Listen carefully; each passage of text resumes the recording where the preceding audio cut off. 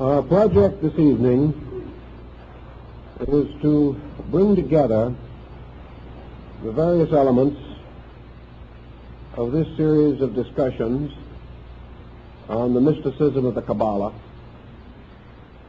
and perhaps there is no better way of climaxing our little program of research than through the symbolism of the everlasting house. Nearly all peoples scattered throughout the culture systems of mankind who have attained a high platform of ethics or civilization have conceived that the ultimate purpose of human society is to create or reveal through conduct a way of life that brings peace, harmony, dignity, and honor to all men. In Buddhism, for example, we have the tradition of the Maitreya, the teacher who is to come and who is to rule over an enlightened world. Certainly the messianic concept in Christianity sustains this same general teaching. In Hindu India, the concept of the 10th avatar of Vishnu, the one who is to come, who is to restore the sacred institutions and to bring human beings together in brotherhood and fraternity. This avatar also is to rule over an enlightened world. We also have among most peoples the idea that heaven is a vast empire,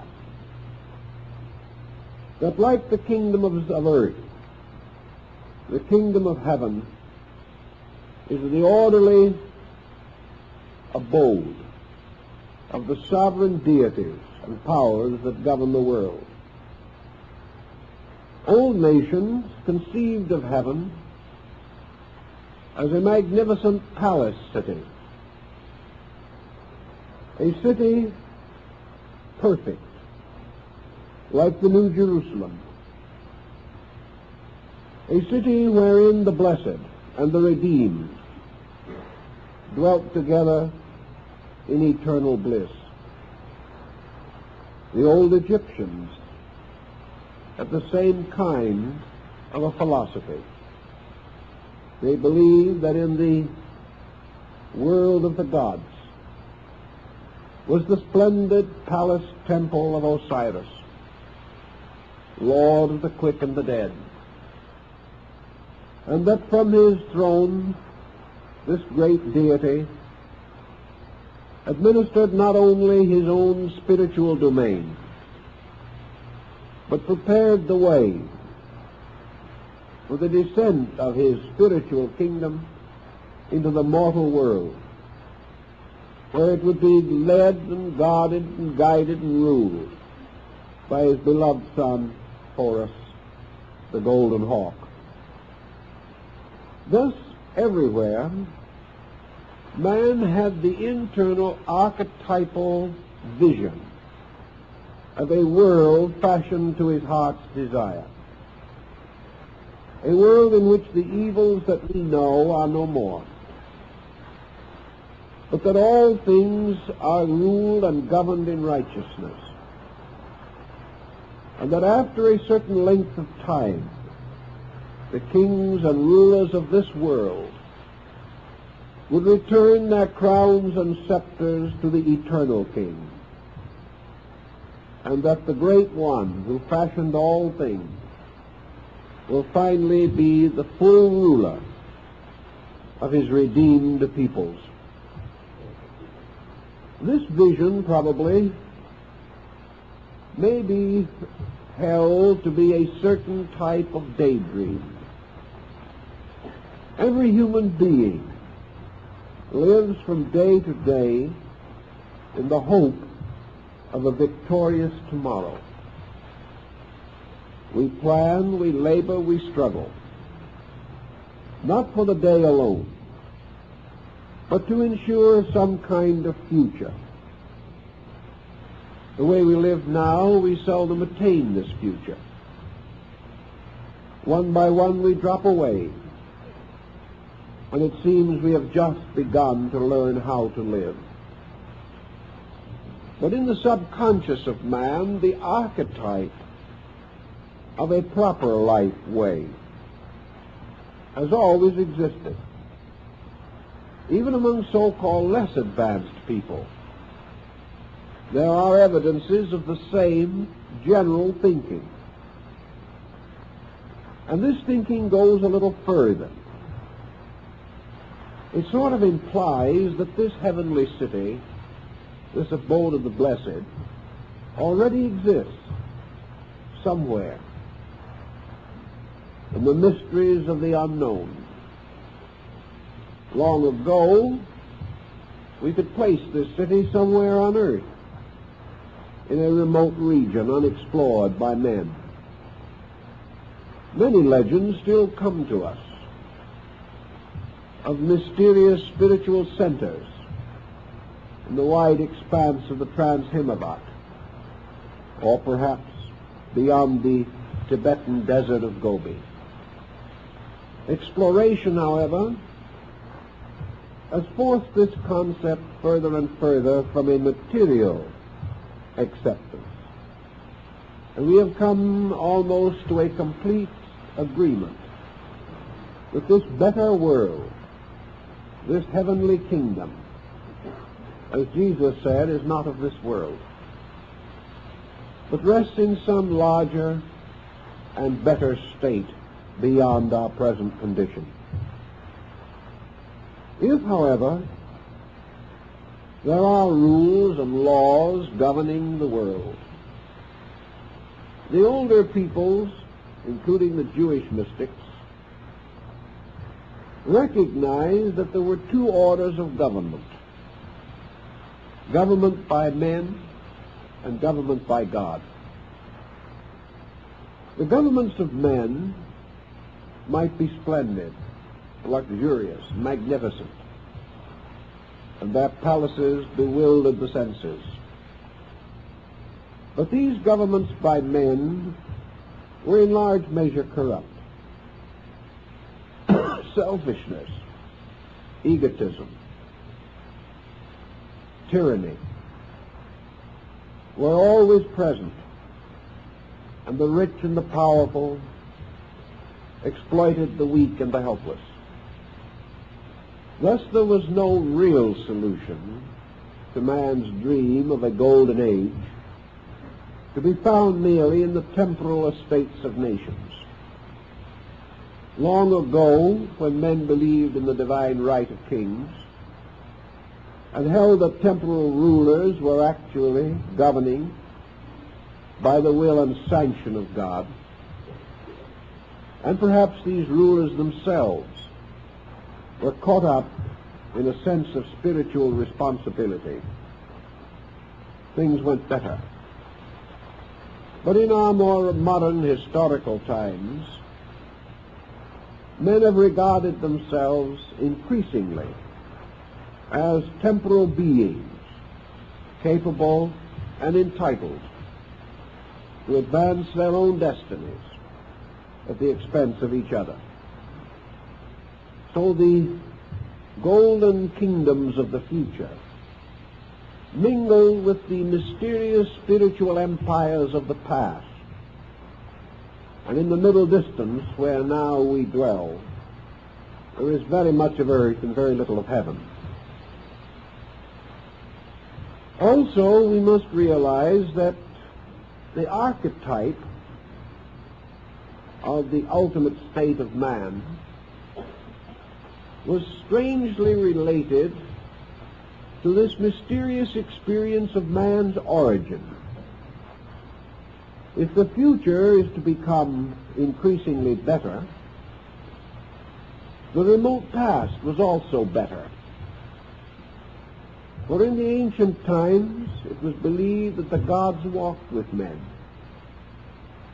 that the ways of heaven flourished upon earth, and that at the very beginning of time divine institutions were established for the good of men, that laws were revealed, and that the first civilizers of nations were divinely inspired and spiritually enlightened beings. These too are vanished away in the limbo of things forgotten. But we seem to have a lingering memory of the golden age that once was, and it gives us a certain symbolism about the golden age that is to come. Now, when Solomon became king over Israel, he resolved to fulfill the work of his father David, who had sworn that he would build a house to the Lord upon the Mount Moriah, which is in Jerusalem. So Solomon proceeded to call upon the resources of his people, upon his own private fortune, and upon the friendship of neighboring kings and rulers. And he resolved to perfect the temple of the living God, in which was to rest the Ark of the Covenant that had accompanied the children of Israel in their long journey through the wilderness. And Solomon therefore brought together the wisest and the most skillful of workmen. And he called upon his friend and his father's friend, Hiram, king of Tyre. And this great monarch of Tyre supplied skilled workmen and materials and wood, which was floated down from the hills of Lebanon, in order that it might become the very beams and rafters of the glorious temple raised to the honor of God. And the workmen upon this task were divided into several groups according to their abilities. And some were drawers of water, and others were hewers of wood. And some were made foremen and masters over others. And those who were most skilled were given the most difficult and important work. And they trewed the stones, and they placed upon each stone their mark, the mark of the faithful workman. And also out of Tyre came a most cunning artisan, referred to in the Bible as Hiram the artificer. He was the one that cast the vessels of metal for the temple of the king. And he designed the great curtains and had to do with all the ornaments. And he cast the great columns that were to go before the porch of the house. And he made marvelous festoons of pomegranates and wonderful wreaths of flowers. And he also fashioned the utensils of the priests, and a molten sea borne upon the back of 12 oxen. It was to be a great and noble house indeed. And though its proportions and dimensions were not great in the term of modern architecture, it was a building of wonderful and cunning design. And into its construction was incorporated all the knowledge of the artificers of Syria and the wise men of the desert, and the guilds of workmen labored exceedingly upon the perfection of this house. Now, the reason for all this seemed to be, first of all, the universal recognition of the importance of the sanctuary of God standing in the world. In other words, this temple was a microcosm of heaven. It was a doorway, a gate, or a bridge between mortality and the divine condition. It was here that the priest could enter in and commune with God, and the deity could descend between the wings of the cherubim and bestow his wisdom and his laws upon his people. And we are told in the book of Kings that this great temple was built without the voice of workmen or the sound of hammers. We are also rather clearly reminded that this house took 33 years to build, and that in the building of it a wonderful symbolism was involved, a symbolism which many Bible students have not taken as seriously as they should. Later, Jesus told his disciples that if the temple was destroyed, he could restore it in 3 days. And his disciples and the multitude decided that he was referring to his own body as a living temple of God. The house of Solomon the king was designed like the mystery of the human body.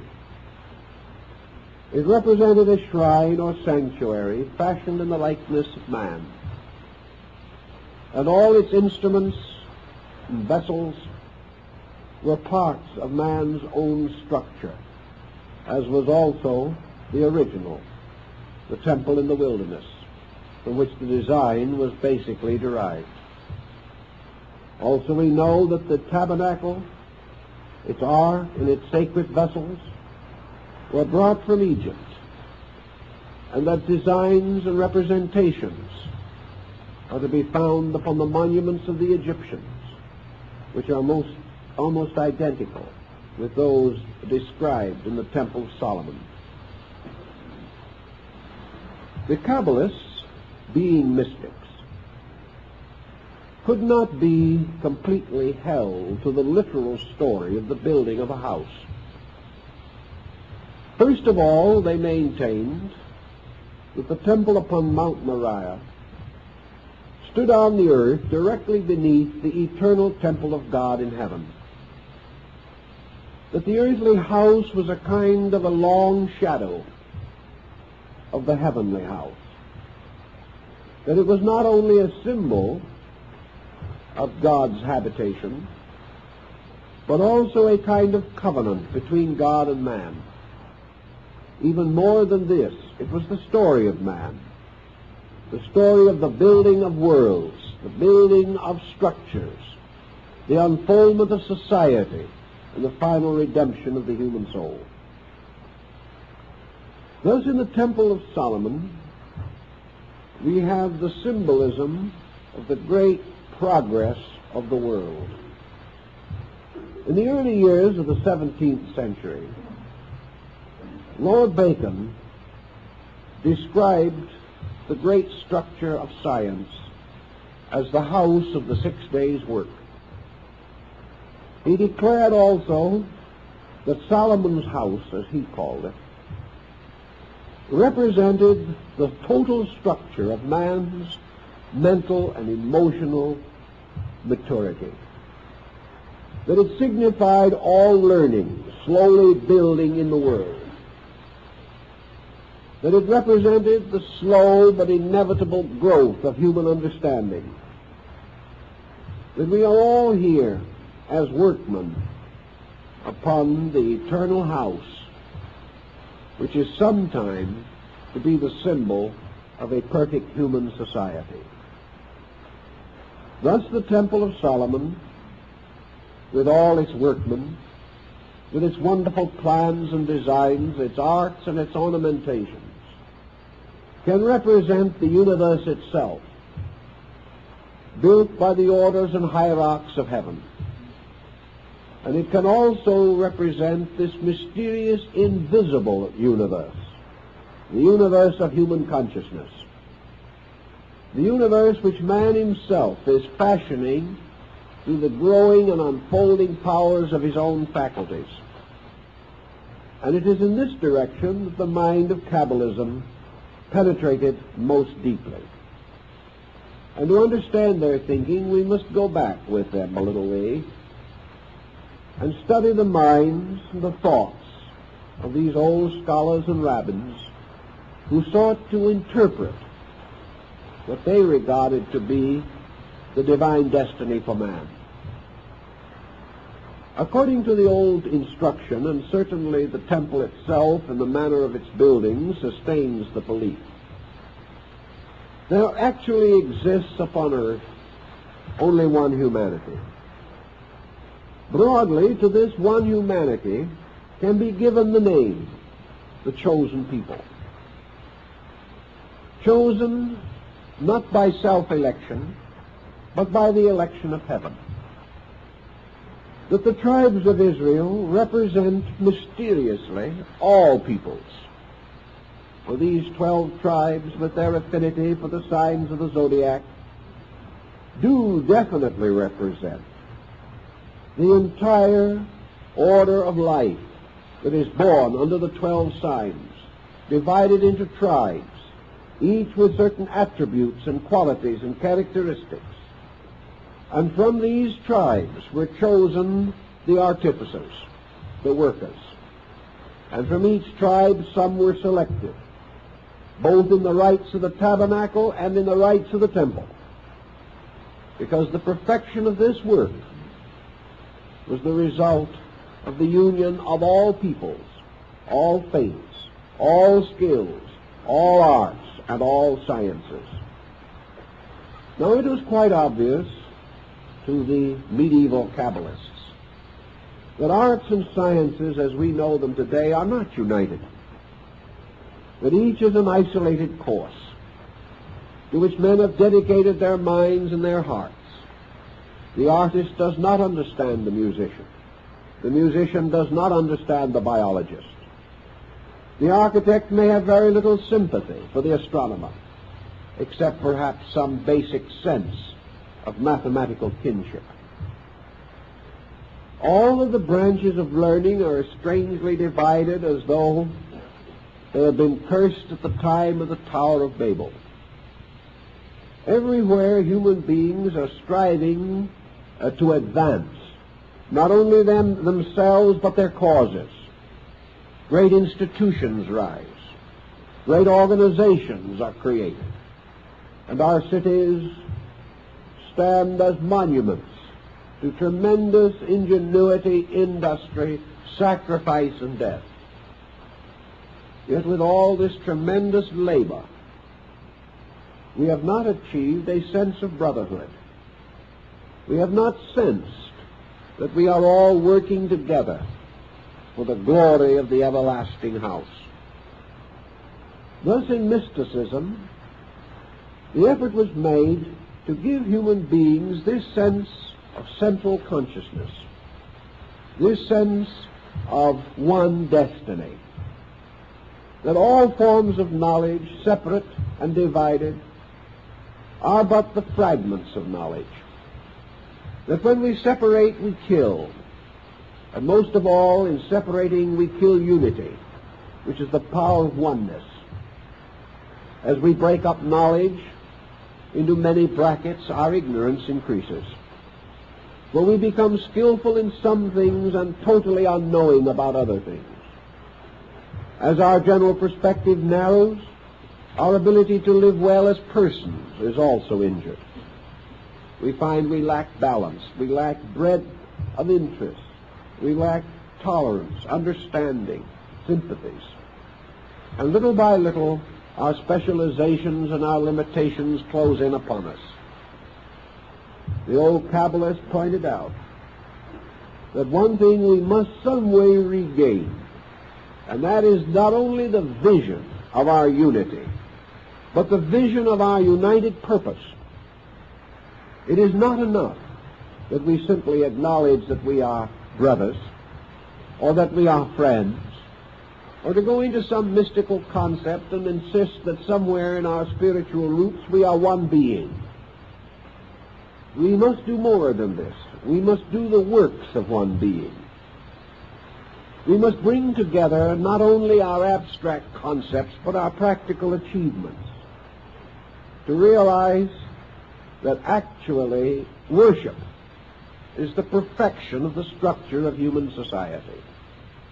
That this structure will always be troublesome, inadequate, and in continuing danger until we unite our resources and build it into one enduring unit. The first thing, then, that we must have in order to build this everlasting house is a place upon which to build it.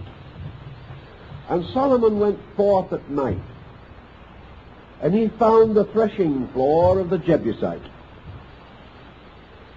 And he found that this floor was used by two brothers, each more concerned about the other than about himself. And when the grain was being divided, each brother returned at night and took from his own store and put upon the store of his brother. Solomon, coming in the evening to meditate the place, saw one brother come and furtively take from his own store and place it upon the store or the pile belonging to his brother. And after he had gone, the other brother came and also furtively took from his store and placed it on the store of his brother. And Solomon gave thanks to God that he had seen this mystery. And he said, not by the rights or sanctities of priesthood is this place dedicated. It is dedicated by brotherly love and unselfishness. And upon this site shall I build the everlasting house of my God. So we look to find the proper land upon which the temple shall be raised. And we know that this land must be a piece of earth sanctified by unselfishness. That it must represent that level in human nature which is the true foundation of eternal truth. That level which thinks more of giving than of gaining. That level which thinks not first of itself, but of another. For it is upon this sincerity alone, this rock Moriah, that the house must stand, which cannot be swept away. For if we build upon the sands of opinion, or upon the uncertain ground of false doctrines, our house will not survive. But Solomon felt that God had showed him the way. And he left this instruction to his son, to forever remember that wherever men of their own accord and in secret and with no hope of gain or reward do most sincerely and honorably and most unselfishly serve each other out of the love and understanding in their own hearts. Wherever this occurs, this land is sacred. Wherever this occurs, this house is set aside to the service of the living God, whose name be praised. So perhaps in our own thinking, we can have some idea of how we must go about the building of the universal temple. Certainly it must stand upon the ground of unselfishness. It must stand upon the earth of insight. It must be erected upon the solid foundation of man's virtue, his understanding, his consecration. For if it is not so built, it is not built according to the law. And if it is not built according to the law, the living God will not dwell therein. Then, having this foundation, which is the foundation of our own nobility, our own trueness, as apart from superficial and secondary consideration, upon this foundation we plan the house. And we call upon the skillful and the good. And we give to each man who labors upon this work the wages that are his proper due. We give to each that credit, that reward, that recognition which is his right. The workman is worthy of his hire. And in this labor, each man is rewarded according to the skill which he possesses, according to the virtue which he has attained, according to the discipline which he has imposed upon himself. So in the building of this house, we must call upon all the skills of mankind. We must call not only upon those skills which arise from crafts and arts and trades, but the skills of professions and of sciences and of religions. We must call upon all, that each may in its own way make its contribution. For if in this house any part of man is neglected, if in the building of this temple any craft or science is not present, the house will not be perfect. For in this house there must be gathered together the roots and streams of all knowing. And we must realize that it is only when this is accomplished that a strange and wonderful impregnation takes place. For it is this union which is the resurrection of truth. Truth broken, divided, and destroyed, taken apart as were the robes of the Messiah when the soldiers cast lots for his garment. All these divided procedures, all these fragments are in themselves lifeless until they are fitted together to make one living thing. And it was the opinion of the ancient magicians, mystics, that all these so-called dead things, imperfect in themselves, when they were brought together and formed into a cunning pattern, that this pattern suddenly became alive, and that in the perfection of work it is ensouled by its own spiritual unity. It is no longer a mass of rock. It is no longer castings and weavings and adornments. It is one thing. It is the everlasting house. It is the house which goes on because the causes of death are no more. Each workman who labored upon this house was entitled to mark his stone. But each workman also was given a design and a plan. And each labored with the full realization that his success depended upon his keeping the rules of his own plan, and others also doing likewise. If he cut his stone too small, it would not fit in. If it was too large, it would not join with its neighbors. If he departed from the instructions and fashioned it according to his own delight, it fitted nowhere. This is the law of architecture, that the great result, the harmonious pattern, arises from a lawfulness.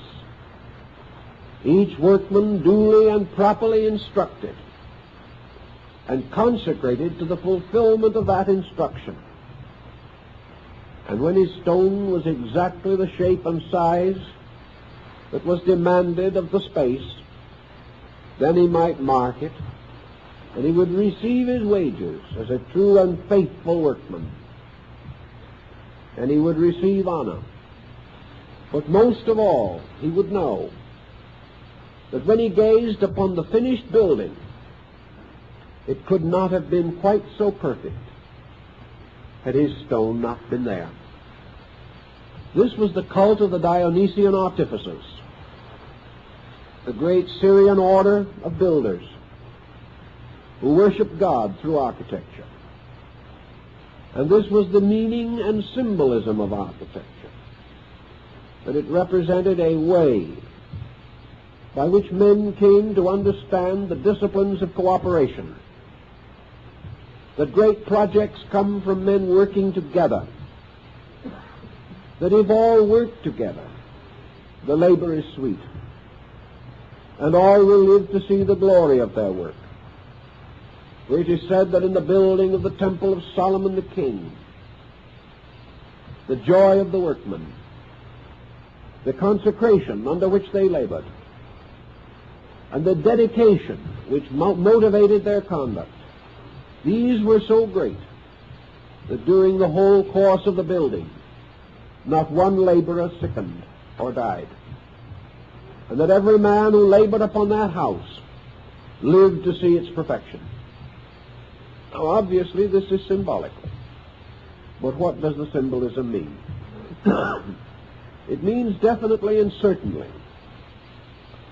that in the building of the universal plan of things, those who labor with the foundations shall live to see the glory of the finished work. The old Pharisees advanced the doctrine of rebirth.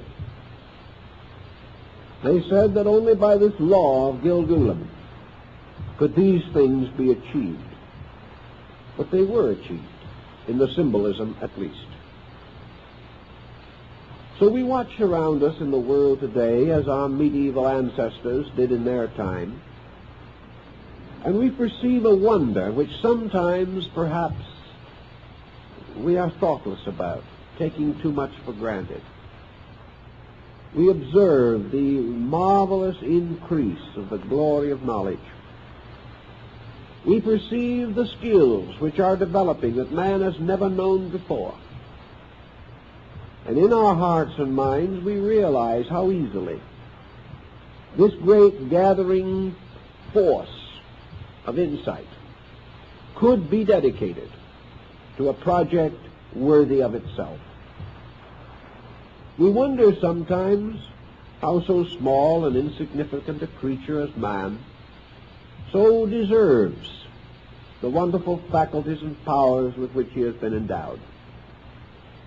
These endowments are given to him because he is a workman. At the time of the building of Solomon's house, it is said there were only 3 men who knew the complete plan.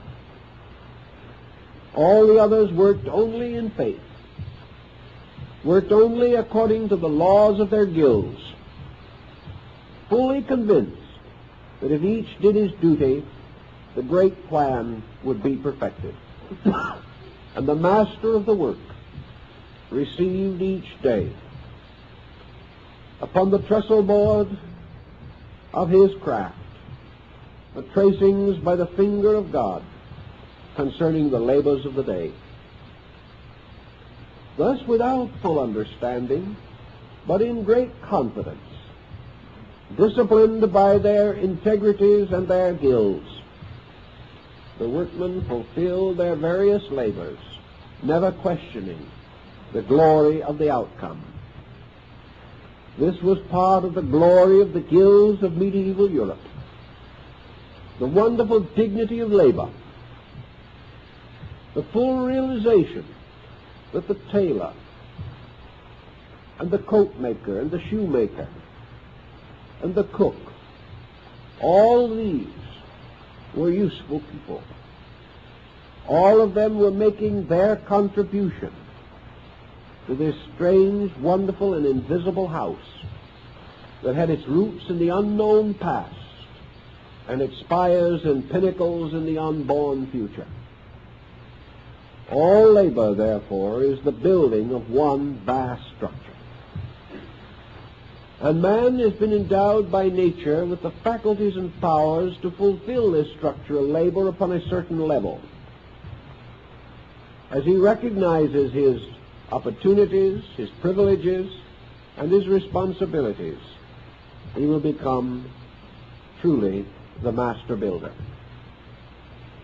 So in the concept of this, we had a great social ethical pressure. We had a program for human conduct. Religion suddenly became vitalized.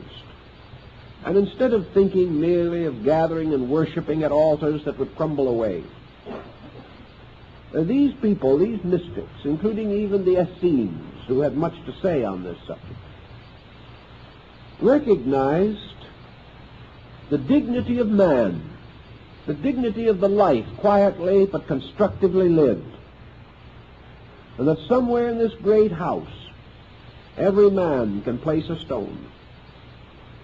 And every man, as Kipling says, can leave behind him this message to the future. That others will come and build, but they will realize that the past has also known, that the old stones indicate the faith of days gone by, standing firm and strong for the next footings to be raised thereon. This moral concept tied architecture to ethics.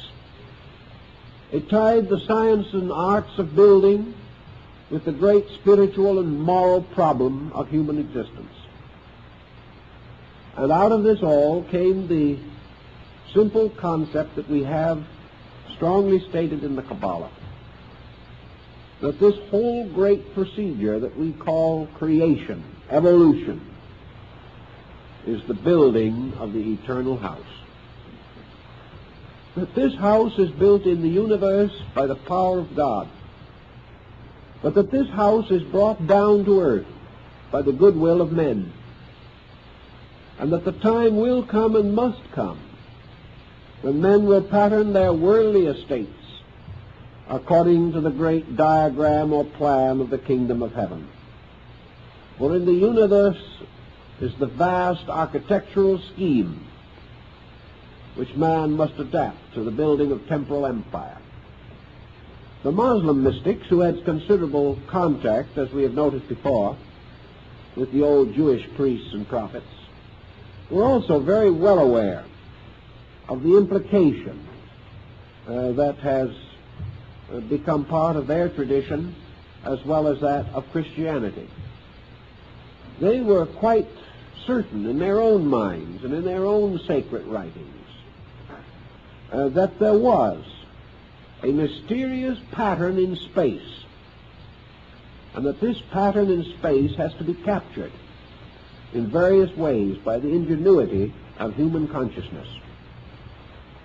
Actually, men do not invent arts and sciences. They discover principles that have always existed. Learning is an eternal discovery. Every process in nature and in the life of man is either lawful or unlawful. Everything we conceive of has rules. Every process has its own laws. Therefore, wisdom is actually man discovering the laws and the glory of God, as sang David the king. Consequently, in all our seeking, in all our growing, in all our struggling, we must search for lawfulness. We must discover the rules of the great guild of the builders. We must know that there is a way to build this house, that way is an absolute science, that if any inaccuracy arises, the stress will not be adequate. If the house is not built completely and perfectly, it will not stand. Unless the weights and the proportions are according to law, the building will not be adequate for its purposes. or it will not be beautiful, or it will collapse of its own weight, or many ills will fall upon it, so that the building of a house is an exact science, and the building of the great house, the house of universal brotherhood, is also an exact science. We have tried to build according to good humor and kindly intention. We have done much with these, but not enough. We cannot do enough, because purposes, unless united, do not achieve their maximum good. No man knows how to cut his stone unless he sees the men who are cutting the stones that must go with his. No man of himself alone can carve a rock and be certain that it will fit. He must share in the broad total program. And to share in this broad total program, he must elevate the purposes of the whole above his own ambitions, above his own opinions, and above his own ideas. He must have one idea with all who are likewise laboring upon this work. The Kabbalah came into Europe at a time when education was in a rather deplorable state. The story of the colleges of Europe in those days was not a very happy one. It was true that Charles the Great, Charlemagne, had gathered the rather unoccupied monks together and forced them to create cloister schools. It was also true that Charlemagne had broken the tradition of the past and practically all royal precedent of his own time, and said that it was not unseemly that a king could read and write. This was something that was really a soul-shaking episode, because up to that time, uselessness was considered as indicative of aristocratic superiority. If you could do anything, you were sort of in trade. If you could do nothing, you were illustrious. It's getting that way again, by the way. It's getting now so that it's rather humiliating to work. And if it was not for a small problem of eating, there probably would be not very much enthusiasm in this direction. But Charlemagne did sense that there was very little glory in governing an empire of fools. So he began to consider the possibility of being the ruler over an intelligent people, as perhaps a means of advancing his own glory. But in that time, most learning, most true learning, was centered in the Near East. And the Near East, in turn, had become the refuge of early Christian and Jewish scholars. And the courts of Baghdad were far ahead of Europe in the advancement of knowledge. Many of the scholars among the Arabs who came to Spain with the rise of the Moorish power in that region, many of these who came were of Jewish ancestry and are said to have brought with them the ancient books and rules of the Kabbalah. From these books and rules, such as the Sefer HaZohar, a new kind of insight was bestowed upon the somewhat delinquent European mind. It became more obvious that learning was not only necessary to the advancement of people, but that with all knowledge the Lord must give understanding. And the Kabbalists tried to understand the meaning of understanding. They suspected that it was not mere acceptance, that it was not that kind of attitude that arose merely from the ability to master the multiplication table. They realized that understanding meant a different and deeper dimension of awareness, that understanding had to do with meaning, and meaning in turn had to do with the larger patterns of things, that understanding was man's ability to grasp the universal purpose, whereas knowledge might be merely the perpetuation of his own opinions. Man could become learned in the learning of other men, but he could gain understanding only through contemplating the works of God in heaven. Therefore, understanding had to do with the vast laws around him, whereas knowledge might be merely the memorizing of some social code in his own region. Understanding also was the power that gave perspective. Understanding enabled the individual to live for the future, or as one of the older mystics said, live with the spirit of towardness, going towards something. That understanding gave us some vision of what lay beyond the horizon, which we were slowly approaching. And also understanding was this mysterious energy in us that made us decide to reach that horizon, even though the journey was difficult, and we might suspect that when we came to the end, it would only be the beginning of another journey. So understanding was the power that Solomon asked God to bestow upon him. And it was this understanding which inspired the great pattern of the building of the universal house. Men of understanding were the only ones who could work together, and this is still true. Individuals with true insight can subordinate their personal desires to the accomplishment of some larger common good. Without this understanding, we follow the old tradition that is becoming rather too frequently referred to today. You ask a man today to do something, his quickest answer will be, "What is there in it for me?" This is the perfect statement of no understanding whatever. And this is the kind of situation that means that this individual would never build a good stone or cut a good stone to be put into the house of universal progress.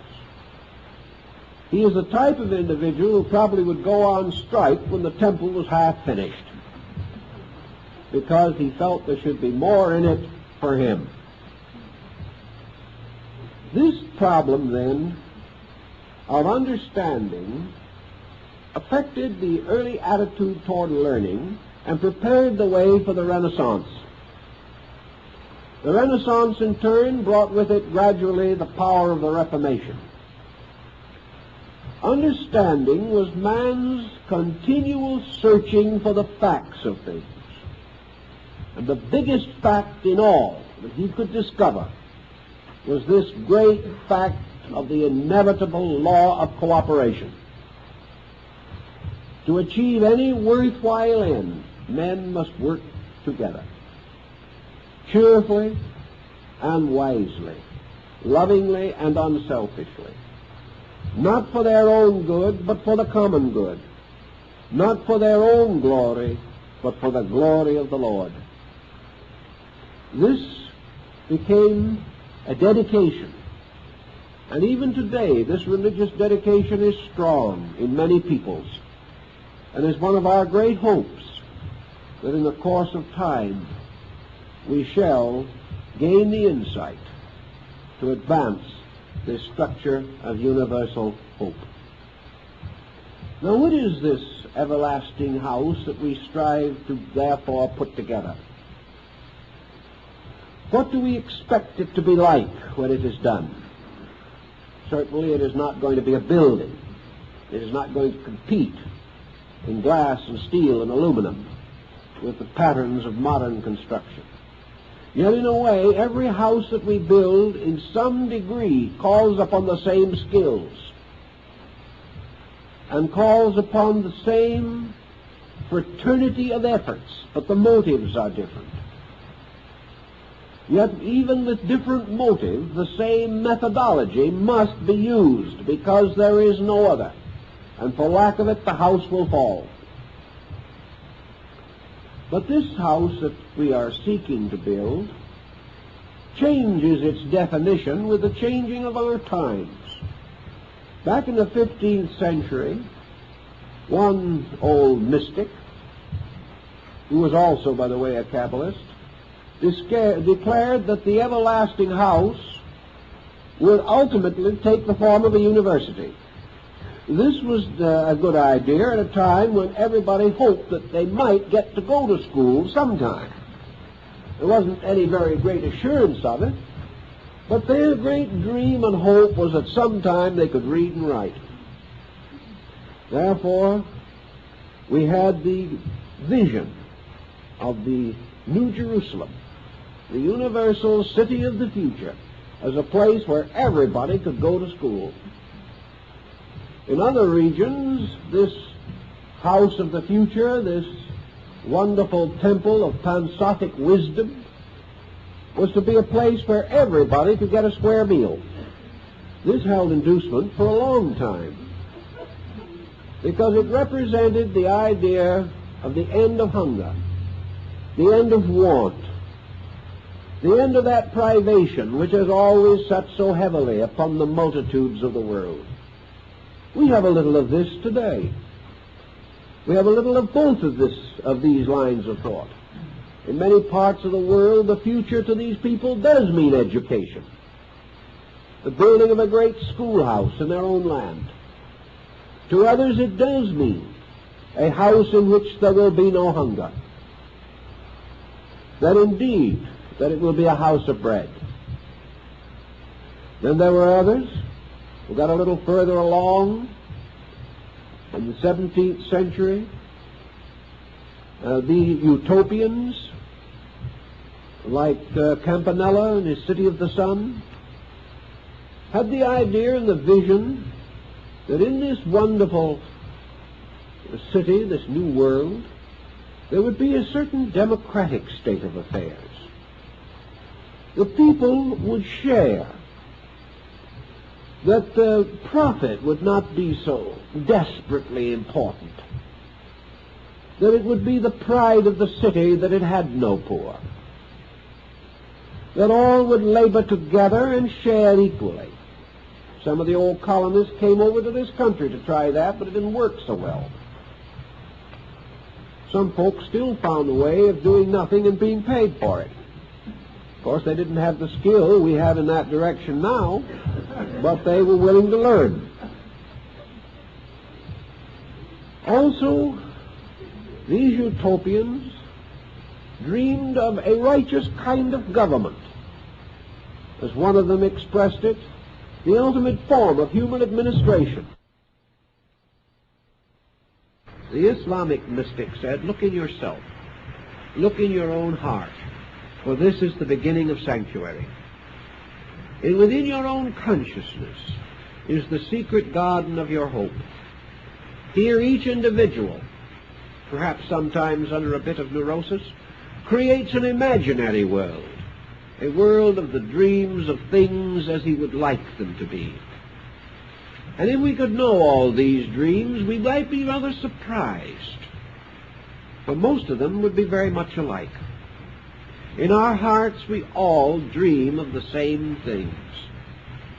But we are unable to transform these dreams into activities of conduct. We have been hurt. We have been offended. We have been frustrated. So we nurse our dreams in secret. Yet under analysis, under scientific consideration, the beauties that we hold dear are much alike in all peoples. And they all have something to do with the building of a world of peace, I think all nations and all faiths of importance in the world today have the common vision of the end of war, the creation of peace. Even our stoutest adversaries, in the secrecy of themselves, realize that only peace can heal up the wounds that have afflicted the world since the beginning. We have known this, but we have not been able to make it work. We have not yet been able to bind men's purposes together. We have not been able to overcome the instinct of competition and to create in its place a consciousness of cooperation. If religion has failed, at least to now, to really achieve this end, it rather means that faith, as we know it, has not been strong enough to overcome selfishness. But in the process of the moment, there seems to be a stronger weapon rising, and that is man's consummate fear. Today, man fears tragedy far more intensely than ever in the past has he hoped for good. Today, it is becoming increasingly obvious that this better way of life must either find its place among us, or we may not be able to survive at all. This is a serious thought. This may force us into a re-evaluation of the work at hand. And if a certain stress, strain, or crisis achieves this end, it is worth its passing cost. For the answer remains as it has always been, that we must either understand or suffer.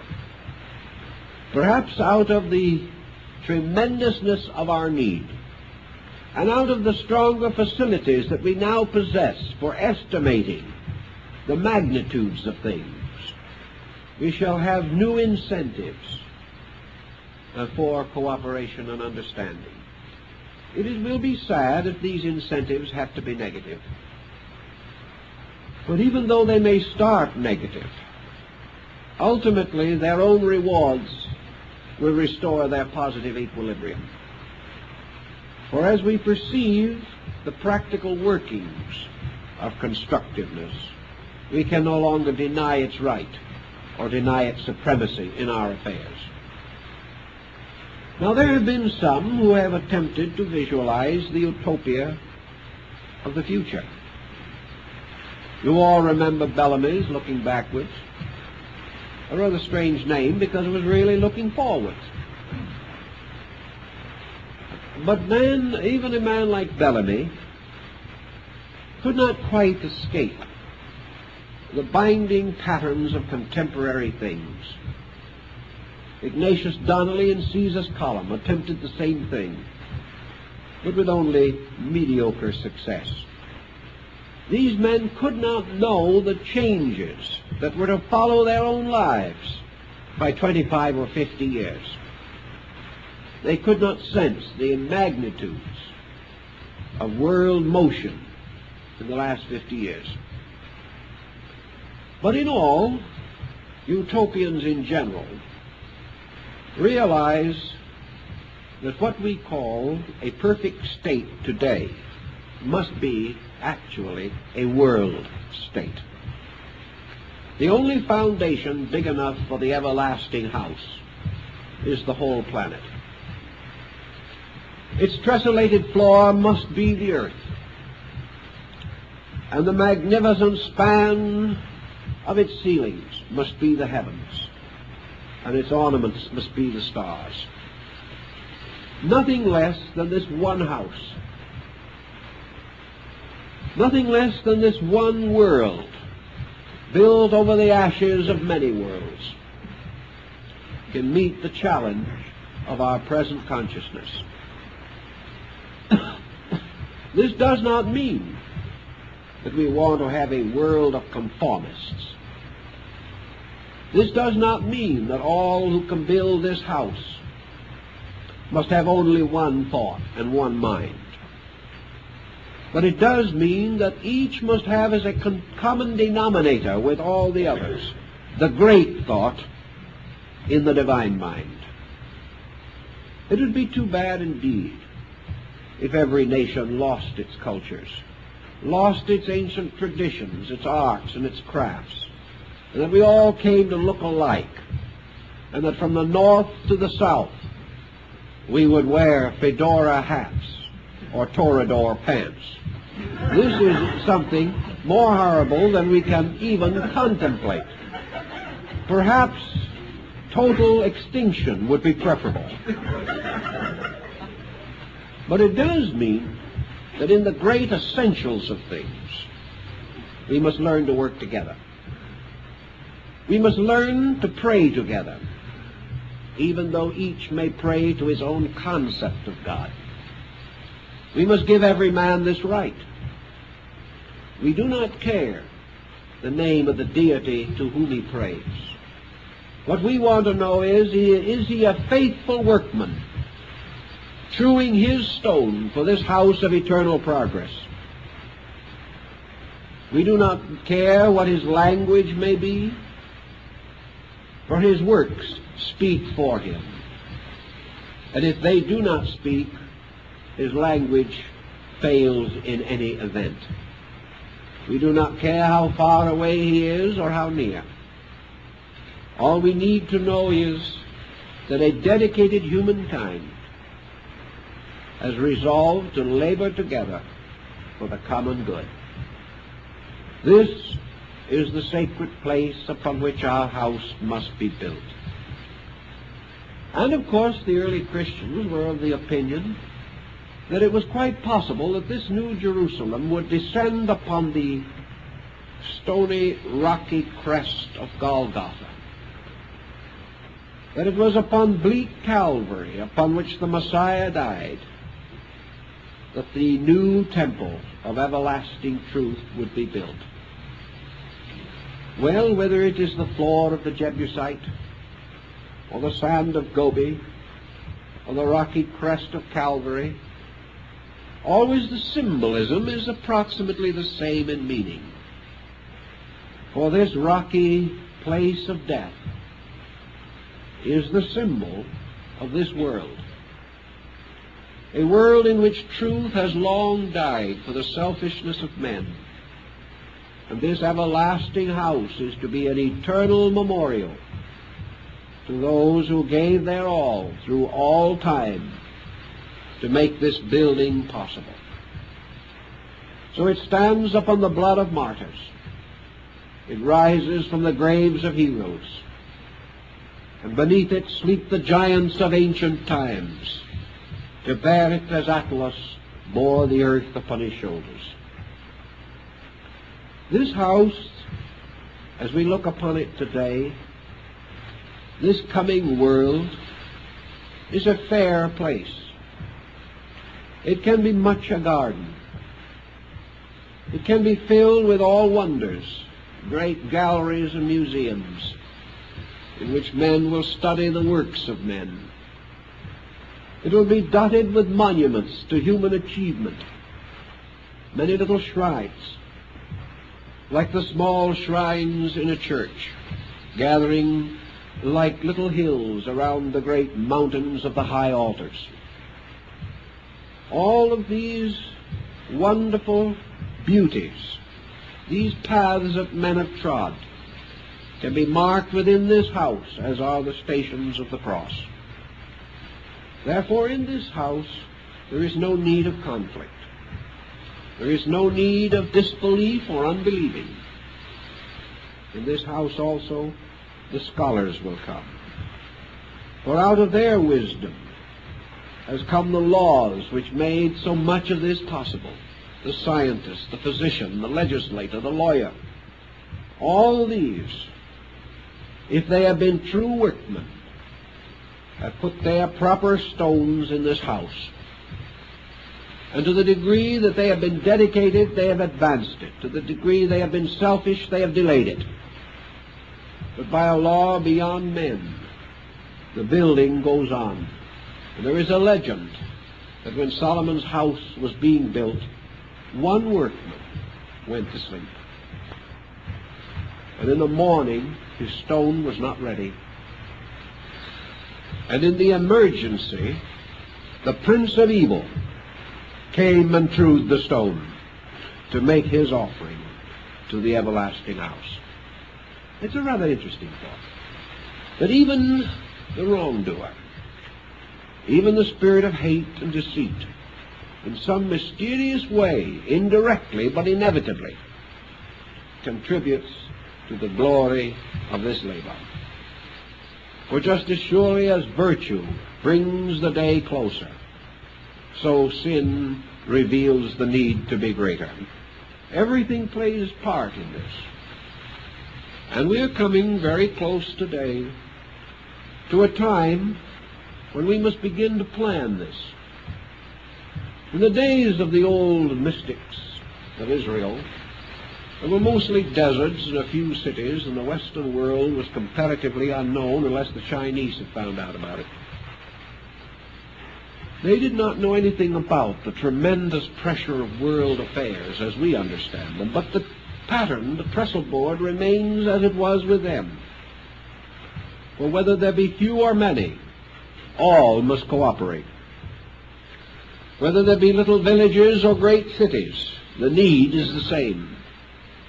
It is ever the struggle against ignorance and superstition and fear, the struggle for the building of a nobler way of life. Now, if man will build this house of the future, his religions, his philosophies, and his faiths tell him that it must be a strange symbol. It must again bear witness to all the laws of nature.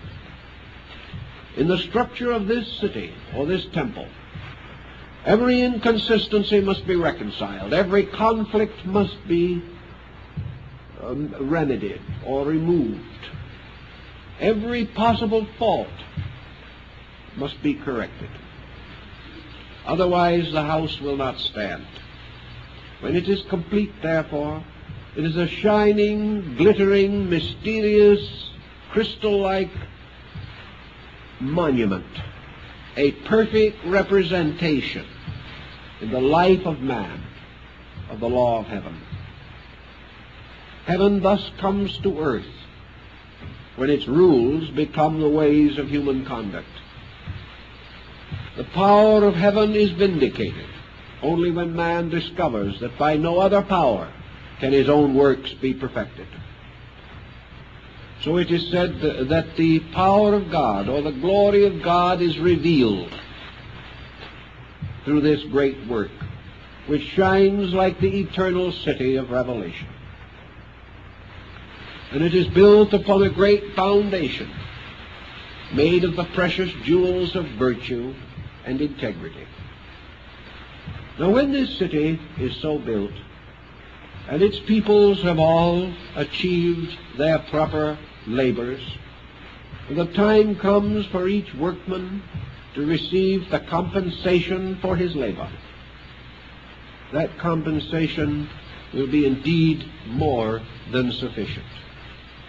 For in that compensation he will be rewarded by having a world worth living in, a world in which all things that are real can have their chance.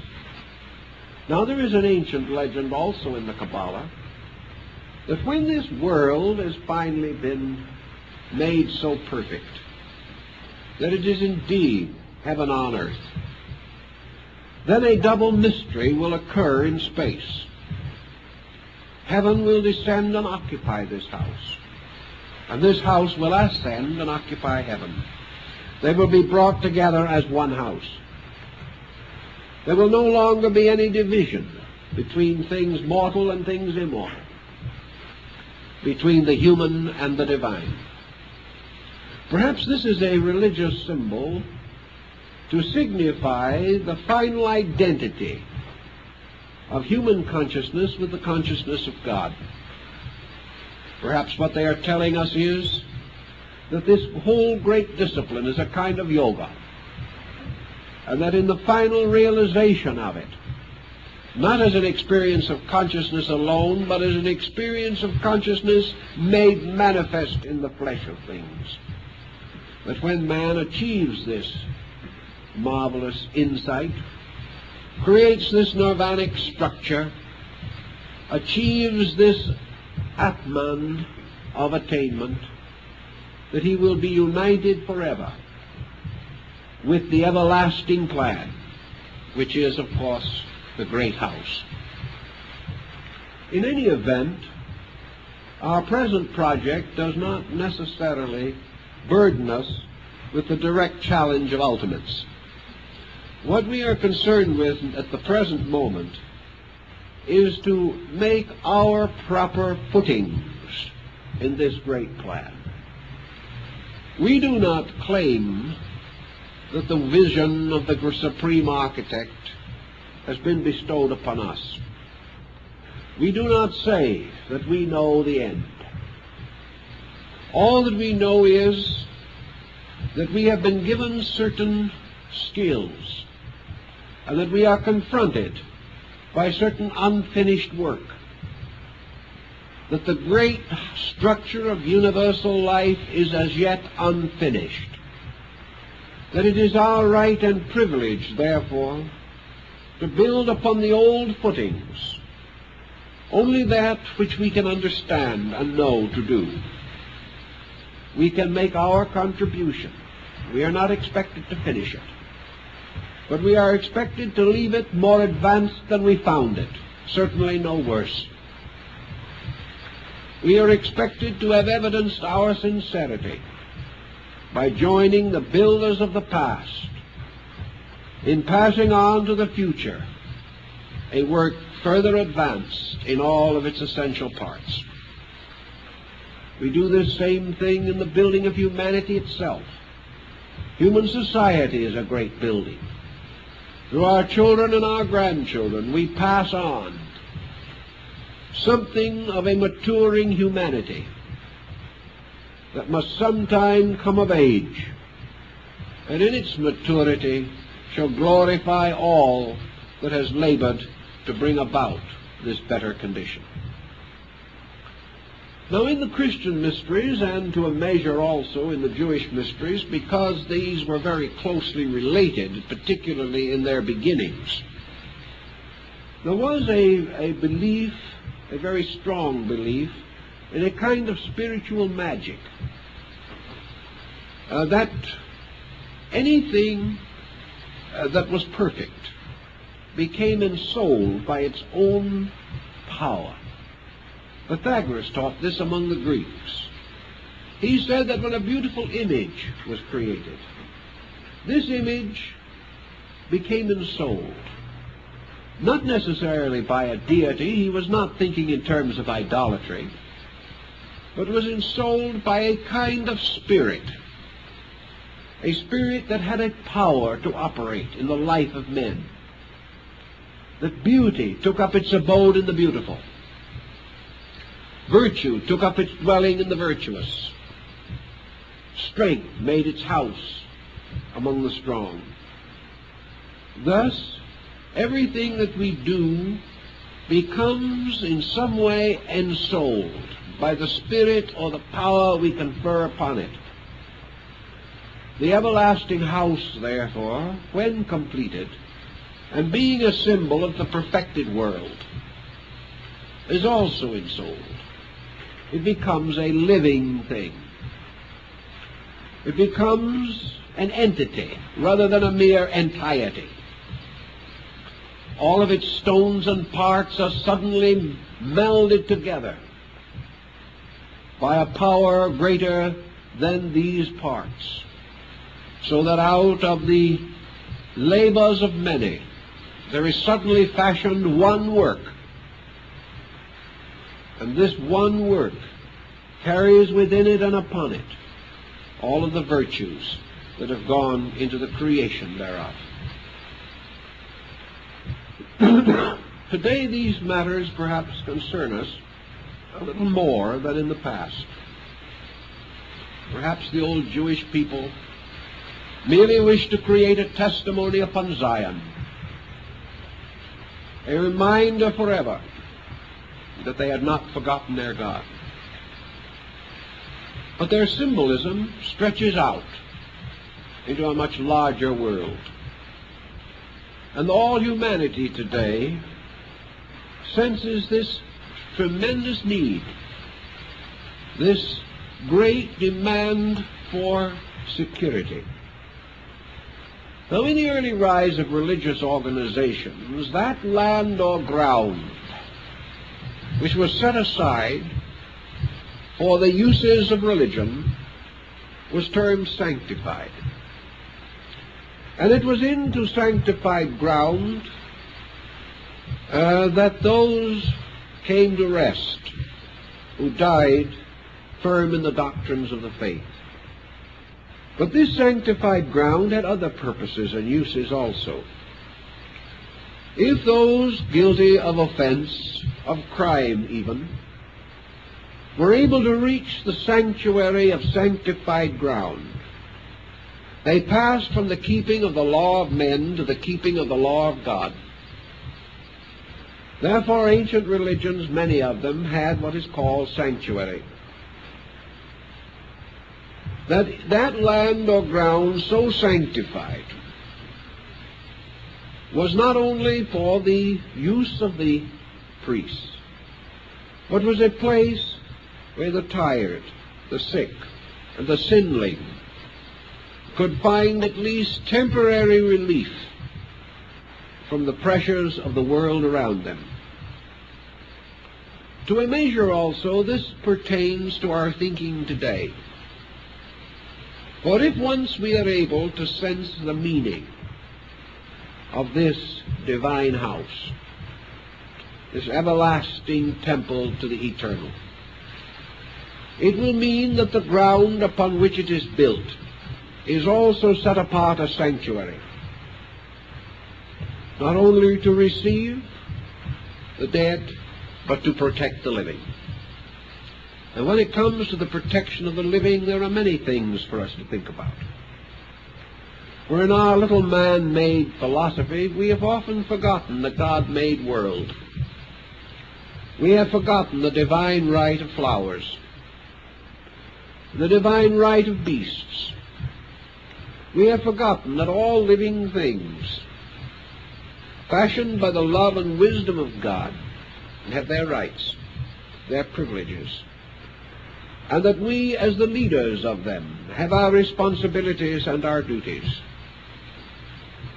We cannot do all these things well now. Not only is our vision not adequate, but our means may not always make it possible. But we do look forward in the betterness of things, not only to a world made safe for man, but a world made safe for all creatures. A world in which everything that belongs to God is preserved in the name of God. And we are now beginning to reach that degree of our insight and knowledge in which this is reasonably possible.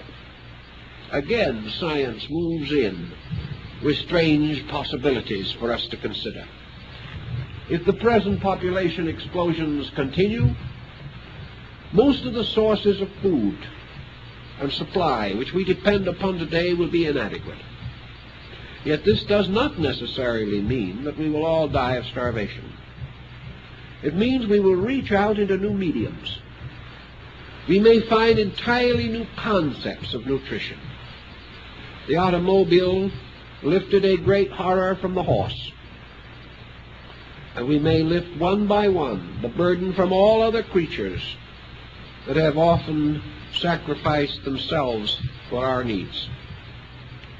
This new way of life, this new world, this new condition of the future can be one which benefits, as it must and should, all creatures that exist within the domains of heaven. And earth is one of the suburbs of this eternal state. So little by little, progress is helping us to build a house. We have numerous setbacks because we are inadequate and selfish peoples. But we also see signs of the glory to come. we begin to sense that it will be possible for men to worship side by side. That little by little, holy wars will become only sad memories in the experience of the race. We begin to sense that men will all be able to go to school and will have what they need for survival. That opportunity will not be limited by birth or estate, but that we will be recognized more and more for our works, and not for these artificial boundaries by which we have previously estimated the privileges of each other. We see more and more also the possibility of the spreading of ideas through communication and transportation.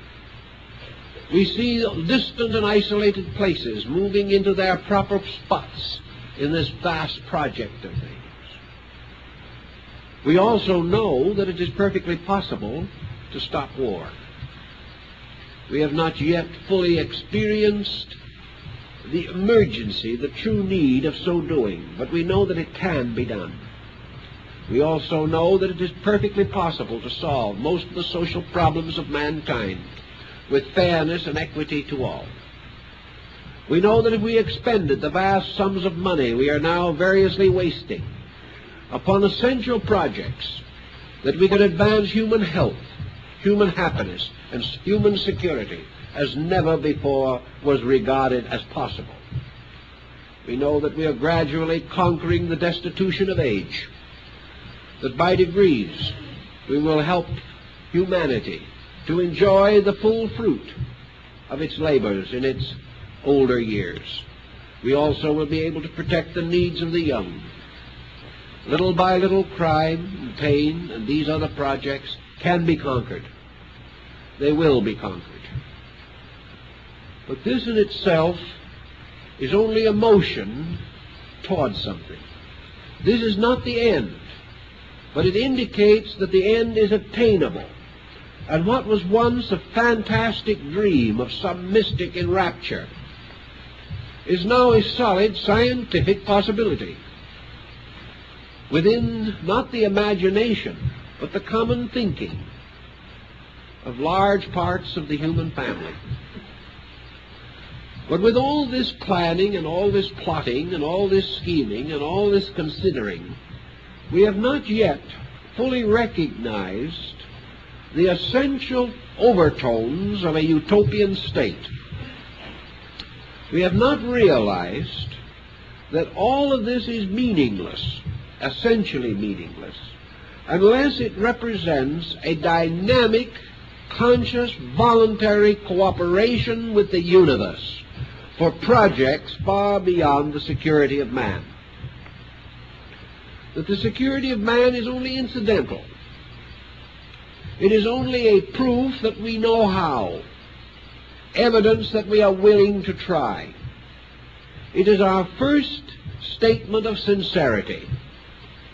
We have risen above the smallness of our common thinking and have solved our own problem first. This is not the end, but it is a recommendation. It is an advancement.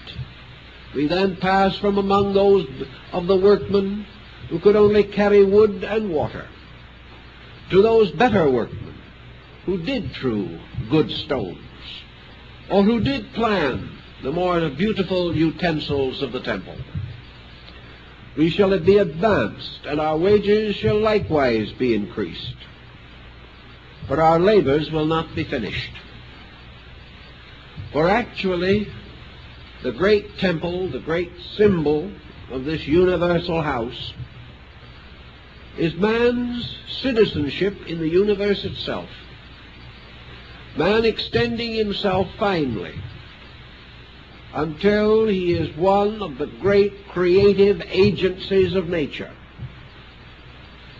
That he truly, as the Kabbalists pointed out long ago, shall be greater than the angels. And that man himself is a hierarch, one of the great creative orders of life. That his real labors begin in space, not simply here. This was the view of the Kabbalists.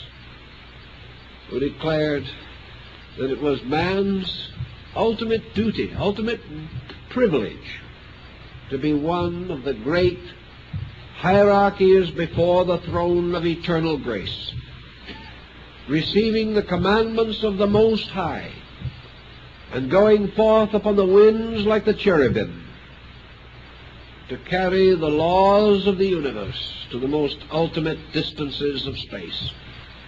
Man has a larger concept of destiny, which unfolds in him as he outgrows his own immediate smallness.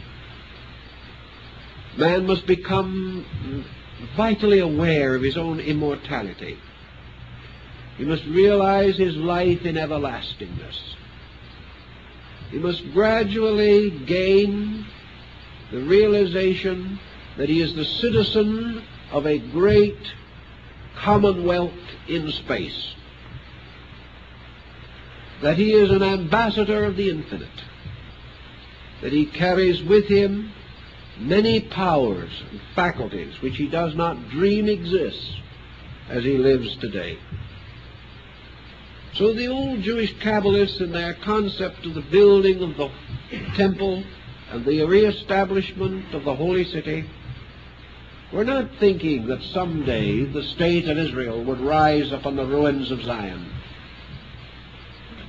They did not really mean merely the restoration of Israel or the return of the people to the land of their birth. What they really meant, as old Rabbi Akiba himself knew, was that the return of Israel was the return of the wandering human soul to its citizenship in space. That it was the coming home of the spirit from the smallness and darkness of its own defeat, returning like the prodigal son to the house of its father. This return, therefore, to the promised land is the return of the human soul to God and space and the infinite. And these terms, which to us are very abstract, are not really as abstract as we think. Space and God and the infinite are word symbols for facts that are real. We do not understand these facts. We do not know how to use them now. But we have no right to doubt that the house of the eternal stands upon the mountains of Zion. In the Eastern legends, we hear of Chang Shambhala, the city of the gods, from whose ramparts rise the lights of the aurora borealis. We are told of the mysterious cities of deities and of the abode of Shiva upon the tall peak of Mount Kailasa. We hear everywhere of the Olympian deities upon their mountains, and the divinities of Northlands upon the tall peaks of Asgard. All these legends of the great city of the gods in space above man are upon the heights of the mountains to which we turn, for they are the hills from whence cometh our help. All of these represent man's recognition of the divine government that rules all things. That there is this tremendous civilization extending in space. That every star is a temple. Every galaxy is a city. The Milky Way is a vast metropolis of worlds. There is an immense empire that we know not of. And somewhere in space is the capital city, the banner city of this great diffusion. Here rules supreme the powers that engender all things, that control all things. This vaster city, so-called, we do not understand. But we know that upon the pattern of it, our own ways must be built. Even an ordinary city of today can only exist because of an interrelationship of activities almost inconceivable to the private citizen. Have we ever wondered how milk comes to the city of New York? Have we ever wondered about the vast world and network of sewerage and utilities which must be present to keep a city alive? Have we ever realized as we go along in our daily activities, making use of labors of persons we know nothing of, how this tremendous unity and economy has to be sustained by a magnificent plan, and that if anything happens to this plan, even in an ordinary city, there is chaos, destruction, and death? How much more significant, then, is this city or empire of God? We are all using it, we are all living upon it, we are all dependent upon it, yet we have so little concept of the magnificent organization of principles and energies by means of which our various activities are sustained. How is it then, as Lord Bacon says, that God must reveal himself by miracles? For his most common and ordinary works are most miraculous. Everywhere we see this organization, this tremendous plan, and the old mystics were convinced that this plan represented a broad program of government, that as the stars mingle their rays, so men must learn to live together, that every pattern in space is lawful and reasonable and proper, and man reaching out to understand how to rule his own affairs will find the answers in the broad unrolling scroll of life itself. So to them it was not difficult to imagine this world and empire, or space, a great country populated with a variety of creatures.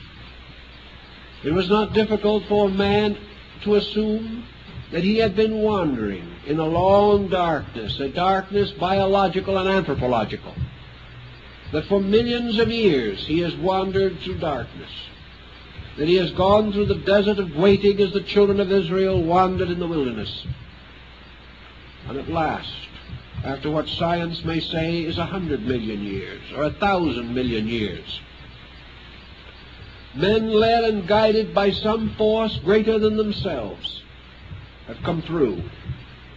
They have survived more disasters than we can ever count or know. They have lived through convulsions of nature that would confound us.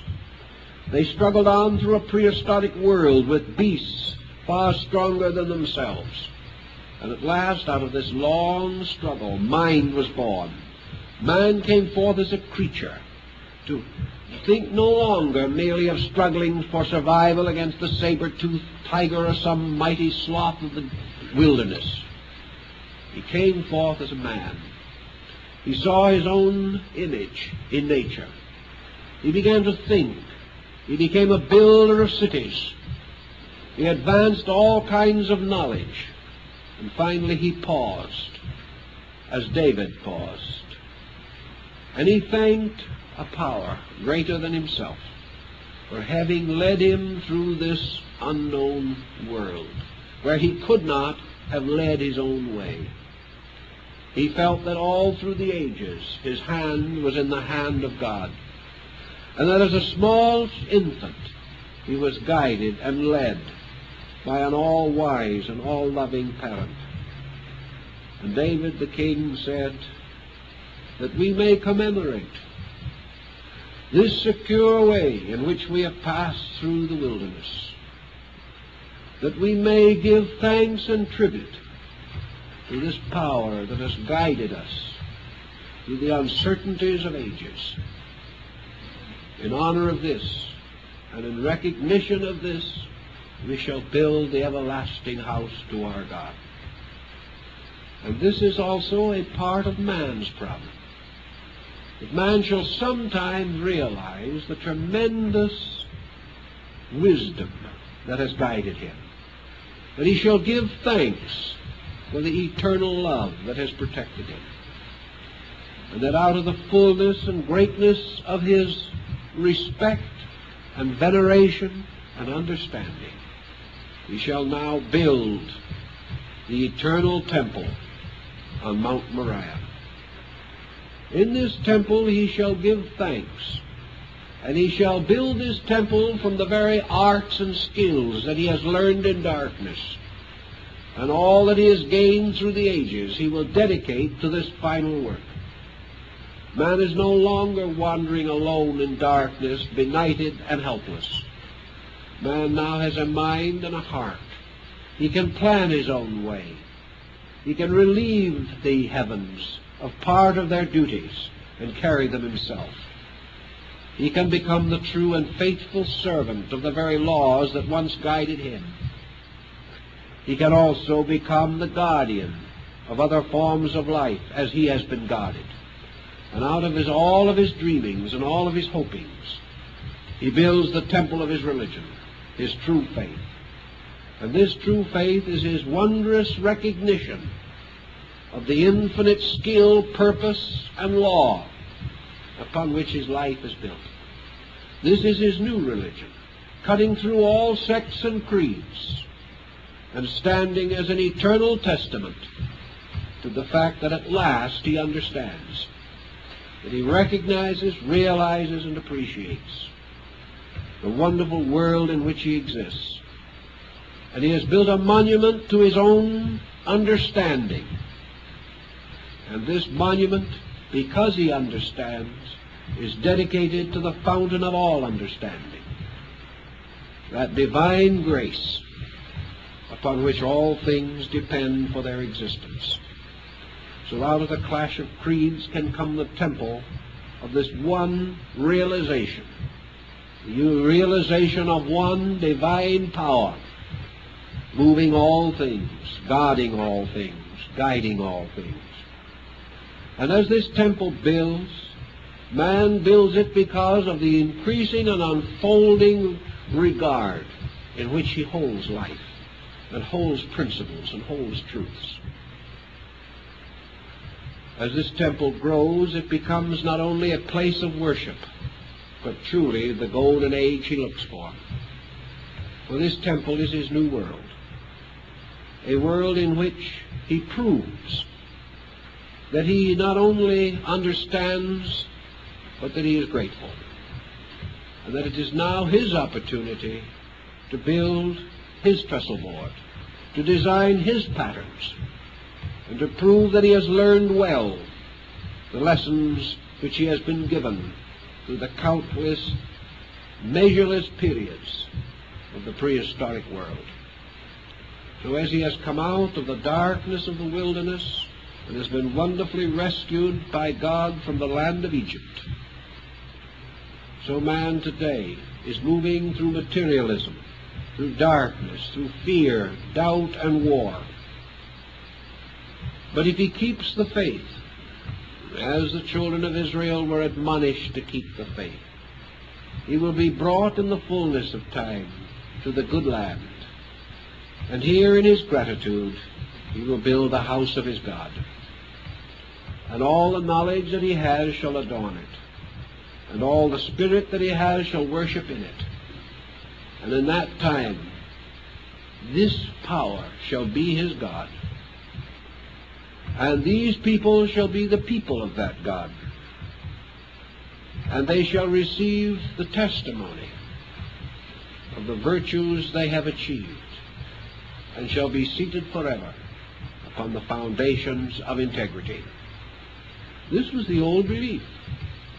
It's not a bad one.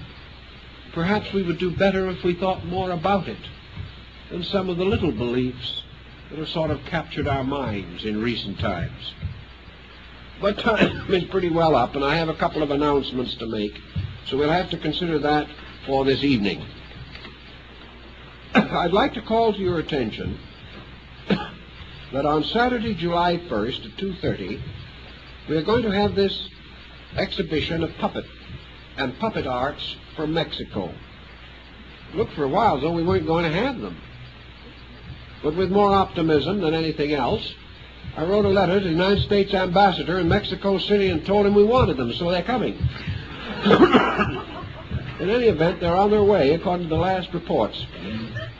We didn't do it just because we wanted them to come here. They wanted to come somewhere themselves. And they wanted to attend a convention, so we kind of worked it out all around. But anyway, by the grace of the United States Ambassador and other divine powers, the puppeteers will be with us, we believe, unless some other less graceful force interacts, on July 1st at 2:30 p.m. Senor Roberto Lago and his associate from Mexico City will bring the story of puppets in Mexico. He will tell us how the Aztecs used them long before the Spaniards came, and also that Cortez, when he arrived in the Western Hemisphere, brought puppeteers with him to, we'll say, engage the attention of his followers in their more peaceful moments. Also, puppetry has become part of the national life of Mexico, religiously, culturally, aesthetically. And of course, as you probably realize, it's becoming very popular in this country, along with the general revival of interest in folk culture and folk arts. In any event, on Saturday afternoon, July 1st at 2:30 p.m., they will be with us here, and we hope that you will all make a reservation for yourself and your friends to help us to be nice to these people who are coming on a goodwill ministry here. They want to try to help to build a little better cultural sympathy between peoples. They are going to have not only a demonstration of puppetry, but they're also going to have an illustrated lecture on historical puppets and upon the development of the art among the early Mexican tribes. It'll be quite an educational thing. Children above the age of about 12 will probably be able to handle it pretty well. For small children, it probably will not be exactly the best program, because it'll go over their heads to some degree. Of course, children around 80 or 90 will be really at their prime in this. But anyway, we hope that you will all come and bring friends, and reserve tickets this evening if you can. I believe that we have a little notation on here. Yes. The admission is $1. Program lasts about an hour and a half, and it may be interesting to remember that on that Sunday, the following Sunday, we do not have a lecture, so it will not be necessary for you to make the 2 trips in 2 days to be here. We hope that you will seriously come and join in the story of these interesting puppets. I think they'll be really very interesting, and be a far more constructive program than most of those with which we are more or less tormented on television. I also want to say that this is the last of our class series at this time, and our next Wednesday evening class will begin on, I believe, the 11th of July. You will receive your programs in due time. Of course, we have our lecture next Sunday, so we hope you'll all be with us for this occasion. And I might mention that if you're at all interested in the study of the Old Testament and the Kabbalistic lore, that you think of our book, Old Testament Wisdom, which contains a great deal of further material relating to the beliefs that we have discussed in this series of talks. We thank you very much for being with us and hope to see you again soon.